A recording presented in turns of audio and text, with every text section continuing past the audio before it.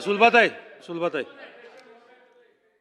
अध्यक्ष महोदय, वनमंत्री महोदयांना माझी विनंती आहे की दरवेळेस दर अधिवेशनामध्ये मी वाटते की आमच्या अमरावती शहरामध्ये शहराला लागून पोहरा जंगल आहे आणि पोहरा जंगलाला लागून असणारा जो एरिया आहे की त्या ठिकाणी आजही आहे. संध्याकाळी 6 नंतर त्या एरियामध्ये आपण जातो. मंगलधाम एरिया असेल, 500 क्वार्टर असेल, वडाईचा एरिया असेल, हा आमच्या अमरावतीमध्ये पोहरा जंगलाला लागून मोठा हा भाग आहे आणि वस्ती इतकी वाढलेली आहे की त्या ठिकाणी संध्याकाळी 6 नंतर लोक घराला दाराला कुलपं लावून आतमध्ये राहतात. त्या एरियामध्ये जाण्याचं धाडस करत नाही, ॲटो जात नाही, रिक्षा जात नाही, काहीच नाही. तिथल्या लोकांची खूप मोठी समस्या आहे. मी वारंवार प्रश्न विचारते की अमरावती शहरामध्ये हा बिबट्या घुसत आहे.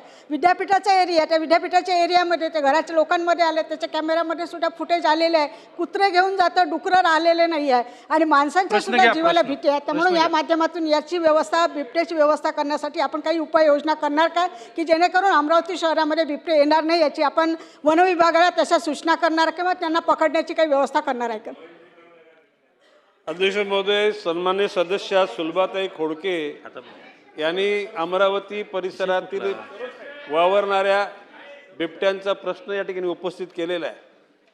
वन खातच नाही तर त्या ठिकाणी ग्रामविकास खात्याचे ग्रामसेवक, तलाठी, तिथले लोकल पोलीस, विविध प्रकारचे ग्रामपंचायत सदस्य, पंचायत समिती, जिल्हा परिषद, आमदार, खासदार या सगळ्यांचा त्याच्या ठिकाणी सहभाग घेऊन या बिबट्यांना नियंत्रित करण्याचा आणि लोकांचा जीव सुरक्षित ठेवण्याचा वन खात्याचा विचार आहे.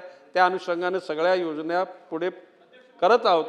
भविष्य काळामध्ये मी म्हटल्याप्रमाणे बिबट सफारी आणि व्याघ्र सफारी यांच्या ज्या कल्पना आहेत त्या सर्व सदस्यांना कळवल्या जातील.